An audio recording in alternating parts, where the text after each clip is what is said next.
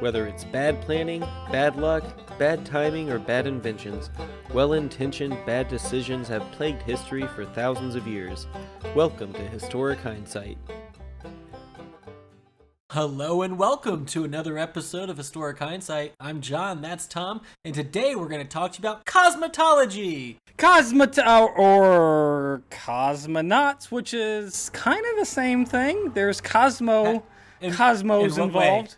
The cosmos. Well, I'm sure. is cosmetology is the study of cosmonauts, right? Is that Yes, is yeah, that exactly. That's That's exactly right? what it is. Cosmonauts. Yep. We're actually Okay, talking. so we're talking about spacemen. We're talking about Soviet spacemen, Johnny, and specifically right. not only the last Soviet cosmonaut, but the last Soviet citizen, Sergei Krikalev, who's going to be abandoned in space and spend twice as long as he was supposed to up there because the Soviet Union is going to collapse while he's up on the Russian Mir space station, and they're like Alone? Yeah, no, him? he does have one other person with him, but then they're going to be like, well, sorry about you. We're no longer in service, so they just went out of business, right? Because this is when the Soviet Union fell, collapses. Yeah, and he's like, yeah, we're not a part of. You don't have a country anymore, so good luck getting back. And so they just left him. Yeah, they just left him. So first we're and so now was he already up? He was up there for a mission, obviously. Yes, and then his mission had expired at some point. Yeah. This, so in order to let's give a brief biography of Sergei Krikalev first, and then we'll jump into the mission and how this all transpires and what all goes to it. Because I didn't know this about the man. This dude is a badass. I don't know anything about the man. Like, he is a badass. Like, why he's not taught in American schools, I don't know. But he's it's even more than that. So you don't know, Tommy, because he's Russian. He's Russian, or yeah. Soviet. He's Soviet, yeah. So Sergei he was born in Leningrad, which is now St. Petersburg. So at the time, that was the capital of the Soviet Union, Leningrad. Okay. He was born on August 27th, 1958. So happy birthday, Sergei. He is still alive. Okay. And by the time this episode comes out, it'll be right about his birthday, yeah. Hey, look at that, Tommy. That's fantastic. Just a happy little coincidence. Total coincidence. It completely was. He is a graduate of the Leningrad Mechanical Institute in 1981 with a degree in mechanical engineering.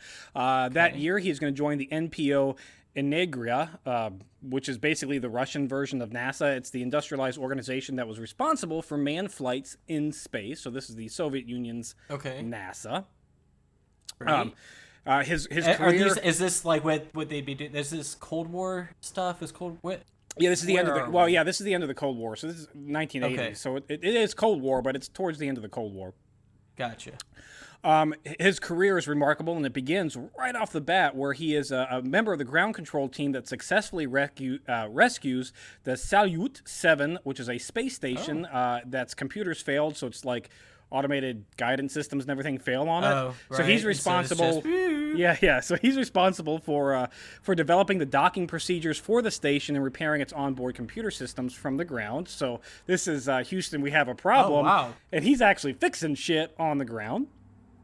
Okay, let's go. Yeah, partly because of his success with the Salyut 7. He is tapped for cosmonaut training in 1985 and will complete that training in 1986. Well, good for him. I mean, it sounds like they're recognizing his worth. Which is far. rare in the Soviet Union. That's rare. So he's tapped to do a long stay mission on the Mir space station, which is one of their newer space stations. In preparation for that flight, he had to go through some training for EVAs because the expectation was that he was going to be doing 6 EVAs, which is the external vehicle like walks. So this is like when you get out of the space station in a spacesuit. Yeah. So. Yeah, and hope that you don't float away. You just float off forever. Yeah, you float off forever. Goodbye. Goodbye. Good night, sweet prince. So he's going to have a flight with a French-Soviet crew comprised of himself, Commander Alexandra Volkov, and a French astronaut, Jean-Luc Cretin. Butchering everybody's names because, Well, I'm pretty sure I got the Jean-Luc right. Yeah, Jean-Luc Cretin, which this is what actually amazes me. So I was not aware that democratic nations like France or Germany or Belgium, United States, well, not United States, but Britain, participated with the Russian Soviet space program. I'm completely not aware about that.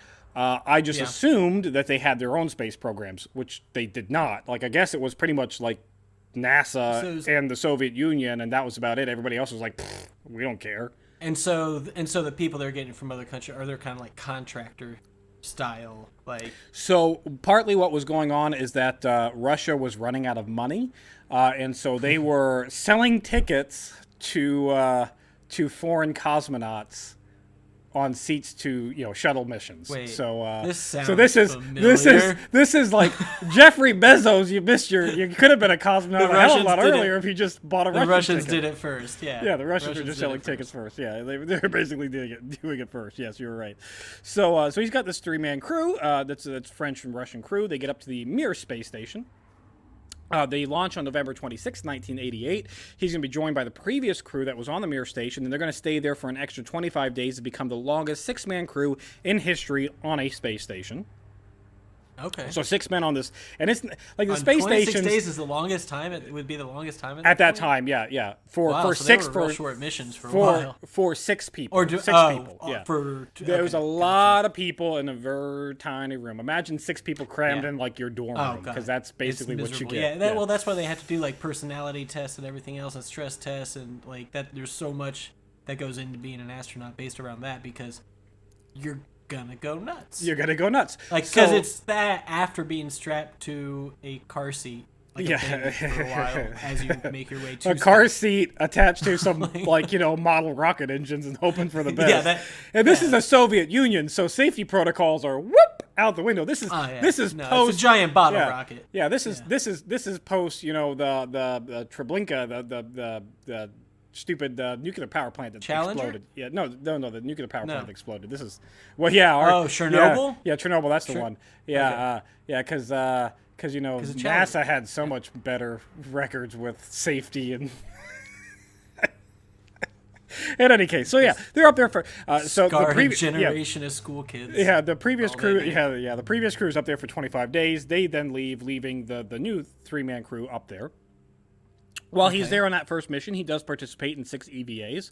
Also, while on the station, he establishes radio communication with ground personnel, including amateur radio operators, which is the first time that a space station from any nation has established communication with an amateur radio person on the ground. Can you imagine how geeked out that dude or dudette was that made contact? Yes, that dude. Yeah, it's dude. You're wrong, Johnny. You are wrong. Margaret. Look at me. Margaret LaQuinto is an amateur radio operator who is going to communicate with Sergei via packet radio. I don't know what packet radio is, but packet radio. Someone tell us what packet radio is. And while using this radio, he built up a friendship with her. He's also going to build up a really close friendship with ground engineer Yelena Terinkina. Yelena, we'll just call her Yelena. Yeah. He's gonna fall. Yeah, he's gonna fall in love with Yelena while he's on this mission, talking to her on the radio. He's like, it's like literally the only contact on Earth he has. Yeah, that and La Quinta. So this feels a little bit. What's that? Stockholm syndrome. It's a little bit like that. Maybe. She just started contacting him and didn't stop, and he has nobody else, and so eventually. You might not be that far off from that. After his first mission is complete, he is actually going to marry. He's going to marry Alina. So well, good for them. That's good. He is then tapped. He is then tapped after his first Mir mission. He's tapped to be a backup on an 8-month-long mission that would be a Japanese Soviet venture. Okay. He does not go on that one. He's only a backup, so he doesn't go on that one. He was in reserves. He's in reserve. Yep. Got sick. But he does go on the 9th Mir mission on May 19th, 1991. He is to spend 8 months in space and complete an additional 6 EVAs. So this will be 12 EVAs, which is a lot of time out of the space capsule, hoping that little That's hook a lot that of you chances got. you're taking. Yeah, you're taking some chances. I hope that hook doesn't how good snap. is your carabiner? Yeah. I hope you didn't buy that $1 one from Walmart. The hinge always breaks on it. Yeah, that'd be That says not for climbing use. He's probably got one of those that clearly says not for climbing use. We saved some money. Yeah, there you go. It's good. It's good. If the Soviet Union is anything like NASA, I'm pretty sure they were saving money where they could. This time his crew is Commander Anatola Artsabarsky, and British astronaut Helen Sharman. Got that name. Thank you, English. I think Helen Sharman. You nailed that one. Good Nailed that job. Who is also, incidentally, the first British citizen in space. It was a woman. Oh. Way to go, Brits. Wow. Why have we not learned about any of these women? Why have we learned about any of these astronauts? Because apparently we only care about NASA and all of its success. Because that's the Russians, and they did poor, and that's why we beat them. Yeah, they beat us. They beat us at everything but making it to the moon. And what's the most important, Tommy? Yeah, well, making it to the moon. We won the. That's like losing every battle but winning the war. Yeah, I gotcha. Yeah, that's exactly what that is. Yep. So while on way to the space station, though, their shuttle, being a Russian shuttle, has an automated guidance system failure, and Helen states that she is basically shitting her pants, going like, we're all gonna die, turn the ship around. Yeah. And Sergei's like, "You've got this. In Russia, nothing works. I'll do this manually. Nah." So he lands the space station manually onto the he lands the shuttle onto the space station manually, which is kind of ridiculous because you're trying to hit this tiny dot out in the vast void of nothingness, going thousands of miles an hour, and you're like, boop, nailed it. I've done those little docking station games they have at like children's museums where you have the joystick, and you have to get the shuttle and you have to line it up. I can't even figure out what the hell's going on. The EVA guy, I'm off in space. I'm gone. I'm like, gone. See ya. I'd be one of those guys that's dead in a heartbeat. Yep. Just start spinning faster and faster and faster. So it reminds me of, like, I imagine, like, inside the cockpit was exactly like it. If you've ever seen the movie Armageddon, when they're on the International Space Station and there's a Russian that's up there and he's like, "It's a fucking Russian piece of shit," and he just starts bashing shit because it doesn't work. It's like, I imagine that's exactly what Sergei was doing. But he was calm and collected, like, "Nah, no problem, I got this. Dock the station." Good for him.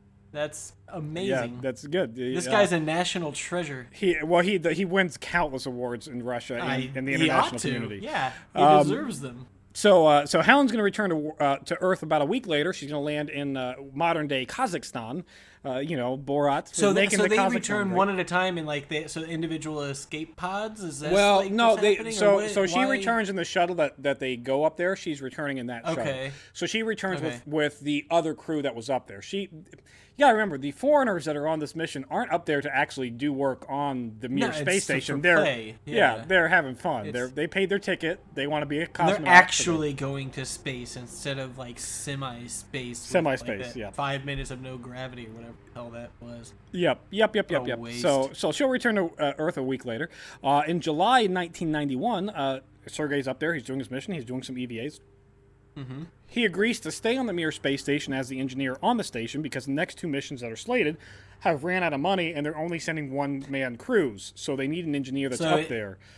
He's at the end of his shift, and the manager calls up and says, "Hey, would you mind? We're covering the night shift as well because we're a little low." Yeah, because the next shuttle that's scheduled to come up, the engineer is not trained for being in a tight, confined space for a long period of time. He's trained to go up in the space shuttle. He's your UPS driver. His job is to drive the truck and drop off the delivery and then come back. Not to stay. Not stay at the warehouse. Right.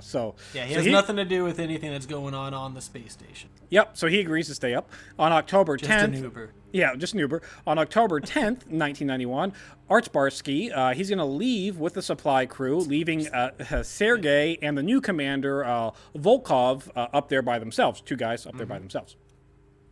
Now, while all this is going on, Volkov and Sergei are hearing news that from his wife and the unadulterated news from Margaret LaQuinto, who's not a Soviet Union citizen, that the Soviet Union isn't going so well. I mean, don't you think they would have known something when it's like, oh, we're out of money, so we're not sending so many people next time? Yeah. So there's a bad sign. Yeah, in August they get news, even before this other crew leaves, in August they get news that there was an attempted coup of the Soviet Union in Russia, and they're like, oh, that didn't work out well. Can we? Could you imagine just sitting in space, sitting up in space, So that's what they, Oh, so they're like, so you're what's down there having these fights and stuff and running out of money and trying to overthrow the government. That's great. cool? So what's going to happen to us? Because we're up here. What's going to happen to the Can we Russian come- space program? And I need it. Back. I need to Now make, they had a plan for extraction, right? At some point. Mm-hmm. yeah, sure. Yeah, sure they did. Yeah, the plan was that the next mission that was going to go up would bring them back. Just But- bring them back. Okay, Yeah, but, that mission hadn't been planned at this No, point. Or had and it? they are getting I do have to clarify, they are getting resupply missions on tiny shuttles that aren't big enough to like put people on. It's just like a tiny little Right, shuttle yeah. that automatically docks just that like setting up the rocket. Yeah. yeah it's just a Care package. care package. They're getting care packages. They are getting care packages. Obviously, the crew is concerned about this. What does it mean for the space program? Which, by the way, the main cosmodrome, which they are launching from and returning to, is in modern day Kazakhstan. So, if the Soviet Union were to collapse, that's outside of Russia. So, Oh. if Kazakhstan were to become an independent nation, I wouldn't imagine what do you that do? Kazakhstanis would be uber welcoming and understanding and say, "Here, you can have your Yeah, people back. spaceship back or whatever." Yeah. So you got to keep that in mind. Like I said, this entire time the Soviet Union's been using these shuttles to sell seats to foreign astronauts. They have now even started talking about selling the Mir space station to foreign space programs. The whole last space station? The whole last space station, while these two Russian cosmonauts are still up there going, so where does that leave us? Are we Are we a part of the with deal? this? Like, so if England buys A it, do we space station become- equipped with crew. This is a great deal. So does that mean we become English citizens if England buys it? Like, what the hell is going to happen? No, I think they become English property, which would they're- be great for the English. They're very used to that. Now, the entire time that they're up there, there is an escape option for them. There is a escape pod, so to speak, a small shuttle that they can take back down to Earth. Okay. But if they do that, they are leaving the Mir space station Unmanned. which is going to crash. Like it needs constant repairs, it needs constant adjustments to stay in orbit. So if they were to leave it, Okay. It's just gonna slowly fall to the atmosphere, burn up, and hopefully not hit anything important. probably not. I mean, the Earth's mostly water. Like it's gonna land in the Pacific odds, Ocean right? somewhere The likely. odds. And well, Johnny, the worst fears come to fruition because on December 26, 1991, the Soviet Union breaks into, I think it was like 16 different countries, one of them being Kazakhstan, that houses the Bakhmut Nor Cosmodrome, which is the landing area and Cosmodrome for this mission. So Kazakhstan has other things on its plates than getting the astronauts back. Like building a government and figuring out how to run its own country and yes. everything like that, right? I assume is what they are working on at this point. Yes, And they don't care about Russia's leftover they don't spaceship space that station. they They don't give a shit about it. And speaking of that space station, it is in constant disrepair. The two-man crew has to fix and upgrade it continually. They're doing way more than their initially scheduled 6 EVA missions. And they only have. So they're just floating through space trying to keep this hunk of junk alive enough. Like this is like a Star Wars Han Solo type. Yeah, this is the is what I'm picturing. picturing, like him running around the ship, just banging on things. This damn thing! This is insane. They have one window to look out of, and only one. Oh, window how on the nice! space One station. window. So that's their connection back to which they said that whenever they get free moments, which is few and far in between, like to keep the thing alive and to do their scientific missions, they're constantly working. They don't have downtime. So, but when they do have a little bit of downtime, they look out the window and go, "Hey, it's Earth." Oh, look at that! That's cool. I'm floating in a submarine, essentially. They should at least have good views. And reports from people who had been on the space station, it was a disgusting mess that smelled of body odor mixed with cognac. I'm not sure where the cognac smell comes in. I hope they're not up there drinking cognac, but maybe they are. Who knows? Of course they are. Of course. And apparently there are even like microorganism bacteria that's growing in this because of how gross and disgusting it is. That's what we want. We want space bacteria. Space bacteria growing, yes. So while all this is going on, they're like, "Are we going to get rescued?" And the Cosmodrome's like, home? "Hey, listen, stay up there for a little bit longer. We don't have any plans to come and get you right now. Sorry." In January 1992, So they go from October when the last mission leaves to January before they get a supply mission or a supply shuttle. So January 1992 they get some supplies. While they get that shuttle, they do fill that shuttle back with all kinds of data packages, like scientific experiments, all that shit, like stuff they've been. So they're still working. They're still doing their jobs. Right. Yeah, but I imagine they did that because they're like, we might have to use these escape capsules, and we need to not let everything that we've done here go to waste. So yeah. There's the data, and if you guys don't let us out, we're bouncing. So they send that back, but that shuttle is obviously not enough to keep them sustained for entirely long. There's another shuttle planned, but while that other shuttle is being planned, the ground control goes on strike, demanding better wages from the new Kazakhstan government. Oh, come on. So Sergei and Volkov are left up there. Let your government figure it out for a little while before you start demanding raises. Give them a chance. What are you doing? So Volkov and Sergei are like talking with what little ground crew is there, which is like nothing, to coordinate the second. It's like a skeleton mission. Crew of scabs. I'm sure that came in, like the janitor. Like, hey, I'll give you more money if you want to come in and just sit here in case they contact us. So basically, Sergei from the space station coordinates a launch of another supply mission that gets there in another 10 days. So they got two supply missions. So at least they got ingenuitive at least. Yeah. So he gets his new mission in like 10 days after 10 days of that first one. In February, he's going to set a world record for time on EVA, where he spends 4 hours 12 minutes on a single EVA fixing parts on the Mir space station, completing, and I quote here, a total of 36.5 hours outside the space station in a spacesuit, hoping that you don't float away. He spent 36.5 hours outside of a space station. I'd argue not a world record. Who gets the world record, Johnny? He didn't do it on Earth. Well, okay, fine. So space it's like an intergalactic record. Intergalactic, which is way more impressive. If we're taking that into the grand scheme of things, I doubt it. Yeah, probably the aliens. But anyways, at least for what we know. And they're going to finally be rescued, Johnny. They're finally going to be rescued by the first German in space, Sigmund. What? Yeah, Sigmund Jähn. He is the first German in space. He's going to ride aboard a Russian space shuttle to go up there. So they're still they're still running that scam. So the Russians, I don't know the history. The Soviet fell, the Russians took over, and they're like, hey, you know Russian what we like about this? Yeah, the money that we got from selling. We like selling these little spaceships. That's pretty sweet. So they send the first Eastern German. He's first German, but he's Eastern German. Sigmund Jähn up there on a space shuttle. Now is East is the non the Soviet the Soviet. Okay. Yep. Okay, But spoiler alert. The East German's about ready to fall because, Soviet Union's gone, so they're about ready to rejoin Germany. But anyways, so they send the first German. Sigmund Jähn, he goes up there in the space shuttle to rescue them. He's actually gonna stay up there for a couple of days with them because he paid his ticket, so he's got. So imagine how pissed you gotta be if you're Sergei and Volkov. You're like, I've been up here twice as long as we're supposed to be. I just want to go home. Can we please just go home? Nah, I'm gonna stay here for a day. You're stranded on the desert island, and some guy comes in his little water plane to rescue you. But he's like, yeah, you know what?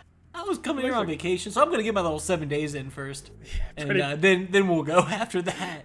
Good God. Pretty much. So all in all, Sergei spends twice as long as he's supposed to on this mission, and he spends a total of 311 days in space on that mission. So almost a full year. Oh my God! In a submarine. In a submarine. Like we say in space, and I feel like that makes people think that there's room, and he was like, no, this is tiny. And when you picture a space station, like you picture the current International Space Station, which is probably still not that big. The size. Yeah, and it's still not that big. And it's probably still 10 times the size of it. So imagine being in like a shitty master bedroom that has a master bath attached to it, and being in that for almost a full year with another dude. And everything floats. And that's it. That's where you're at the whole year. In one tiny ass little room, and then somebody opens the door to let you out, and then closes it again and says, "We're gonna hang out for a couple days." Yeah, we're gonna hang out for a couple days first. So some of the crew that was with the German stays behind. So obviously the space station isn't abandoned, and they go home. So Sergei, when he arrives back home, he's actually got Heroes welcome, I hope. Heroes welcome. No, it is a hero's welcome, but he does have to get a new passport because he and Volkov are the last Soviet Union citizens. He's a Soviet, yeah. Yeah, they've got Soviet passports, and they're like, well, Russian Federation. Can we? Are we welcome? Are we Russians now? Like, what are we? Can we please? Can we please be? Spend up all that time in space. And by the way, this entire time he does have a newborn baby that's up there. Like not up there, but like while he's up there, he's got like a 9-month newborn baby at home. So the first year of this kid's life gone.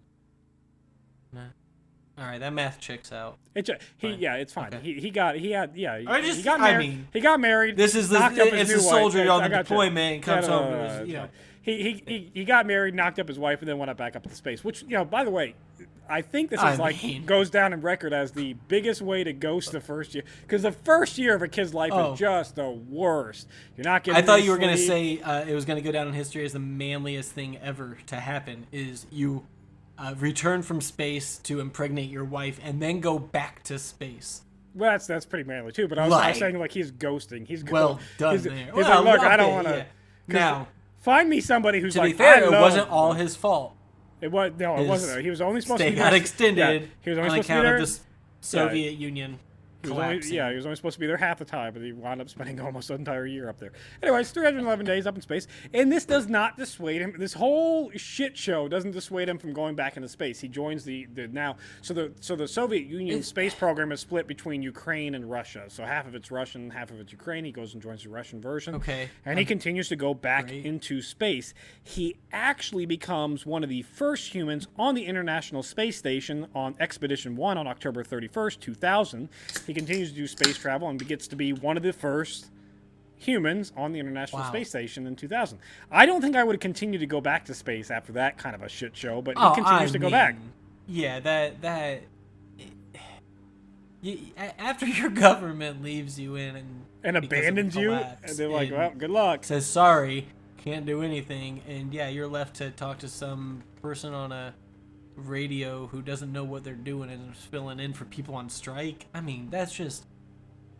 But kudos to him. He got kicked off the horse and imagine got back on it.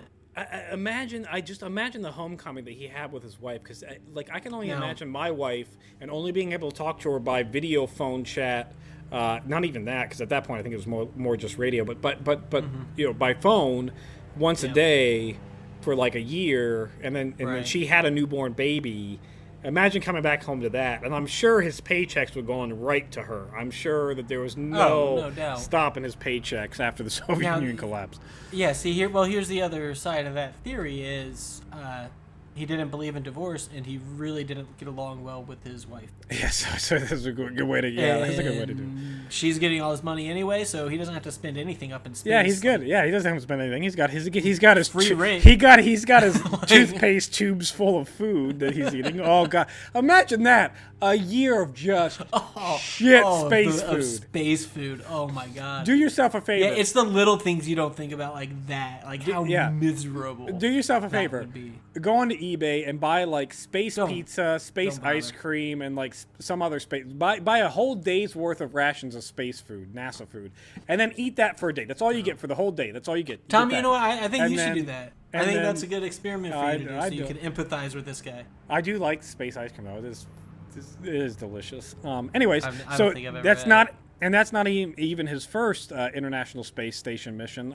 You have, Johnny, because when we went to the Dayton Air Force Base, I bought some and made you eat some. You did have some. Did I? You were not a fan. You were not a fan. That doesn't surprise me. He does participate in another International Space Station mission. He does a 6-month expedition on Mission 11 in 2005. So he does the first mission and then Mission 11. Yep. In total, Sergei is going to spend 803 days, 9 hours and 39 minutes in space, with 41 hours, 8 minutes on EVA. 12 total missions, I think, give or take. It depends on how you want to count the missions. And so he is an accomplished astronaut. Yeah, over 2 years in space. Good for him. On February 15th, 2007, Sergei Krikalev, he is appointed the vice president of the SP Korolev Rocket and Space Corporation in Geneva, which is the Russian space program, NASA stuff. I can't find any he's retired now, but I can't find any what is he doing at this given moment stuff. He's still alive. I mean, you know what? I hope he's living his best life. I hope so. This guy's good. World what an amazing career. World treasure that we should have learned about in absolutely. school. Yeah, but didn't. But then again, I guess how many people from NASA do we learn? From our own space program do we learn about in school? Neil Armstrong. Yeah, that's it. End of list. And Buzz Aldrin. But Buzz Aldrin, End of list. Neil Armstrong. Yeah, that's about what we learned. Oh wait, and wasn't there a lady astronaut who went on that? The put teacher a diaper on and got into a high-speed chase or something for. we don't learn about her from school. We learned about her. From she's driving down to Florida or something. Then. Yeah, she was just crazy. Alive. Yeah, Okay. that was a news article when we were in college. She went to go murder her boyfriend or ex-boyfriend or something's lover or something. She had a bad day. She snapped. She snapped a little bit. Yeah, it happens. Anyway, maybe we'll talk about her another day. Yeah, we'll have to do a video on that. But that's Sergei Krikalev, the last Soviet Union citizen, the last Soviet cosmonaut. That's it for this week in Historic Hindsight. Thanks for listening. Be sure to subscribe, rate, and review, and join us next week when we talk about Dare.